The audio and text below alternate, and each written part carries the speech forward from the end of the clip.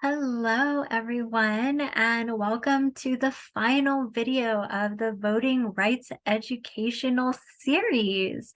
My name is Samantha Mark, and I am the founder of the Conscious Altruism community, and I'm working in collaboration with Casey Tonnelly of Beyond Thinking.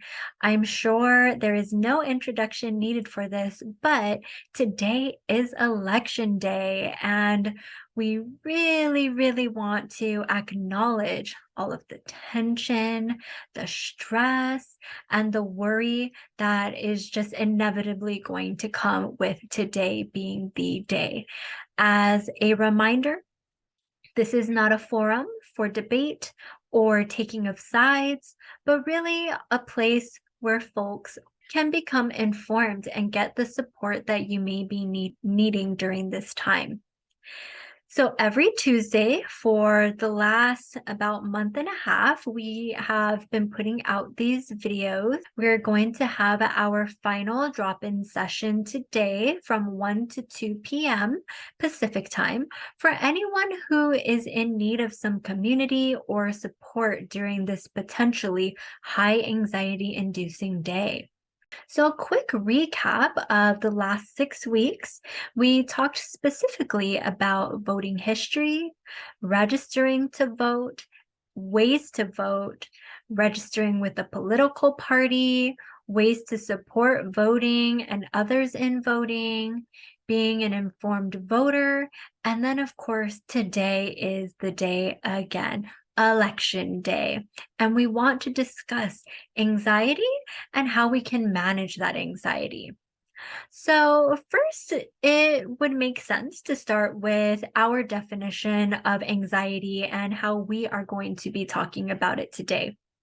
The American Psychological Association, or the APA, defines anxiety as an emotion characterized by feelings of tension, worried thoughts, and physical changes like increased blood pressure.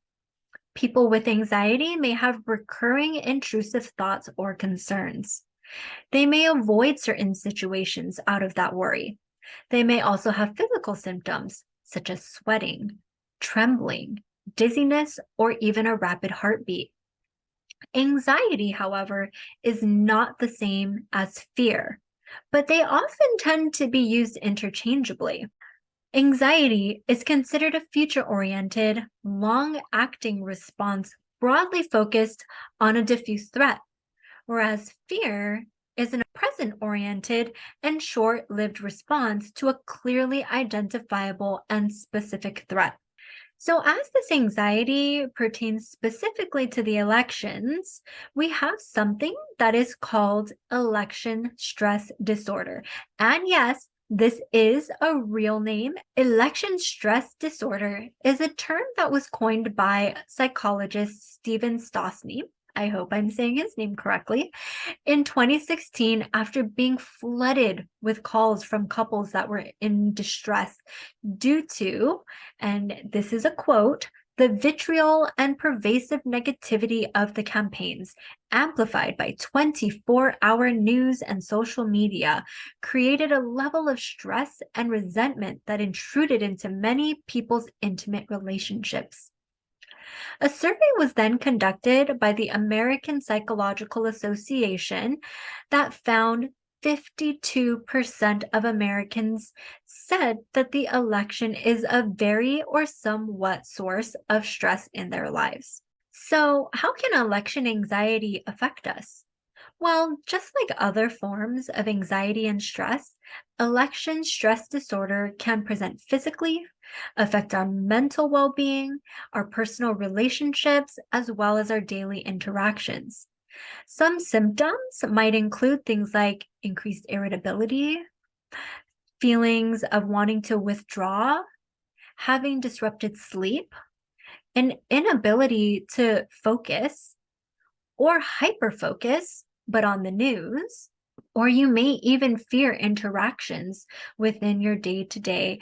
So, a few strategies to help in coping with election stress disorder could be taking a break, just taking a break.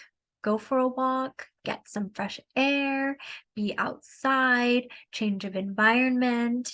You can engage in some deep breathing exercises where you just allow yourself that self care. Listening to music that lifts you up and makes you happy or reminds you some of the nicer things again in your life. Or on the flip side of listening to music, maybe it's also just taking some quiet time to just be in your space and allowing your thoughts to just drift out of you and do your best to kind of feel that sense of peace again. Disconnecting from social media and the news, and especially reading the comments, listening to people or reading about people arguing and having these comment wars online. Getting away from that can be a huge help.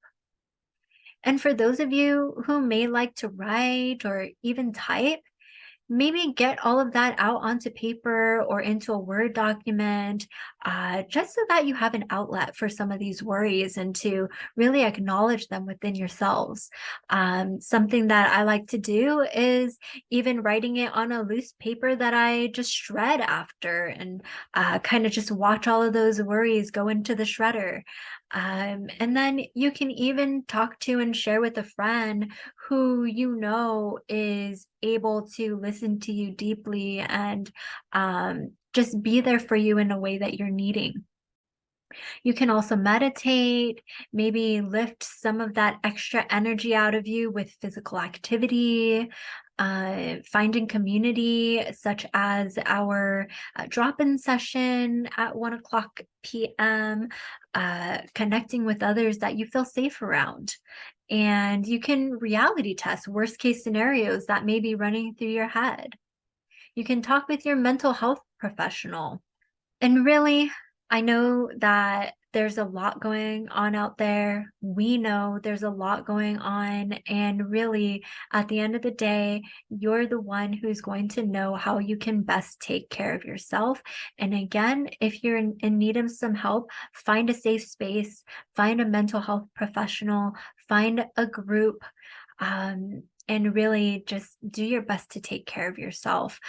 There's a lot of information going around. There is a lot that are really making this time very confusing, overwhelming, again, anxiety inducing. But know that there is support that is available. And as always, we'll be adding some links below. You're always welcome to message myself or Casey. Our information is also located in the description. And we really just appreciate the bravery, the courage to, make your voice count, make your vote count. So thank you. We look forward to connecting with you, and take care of yourself. And thanks again for joining us on this journey. And we look forward to seeing what happens next. So get those votes in and take care.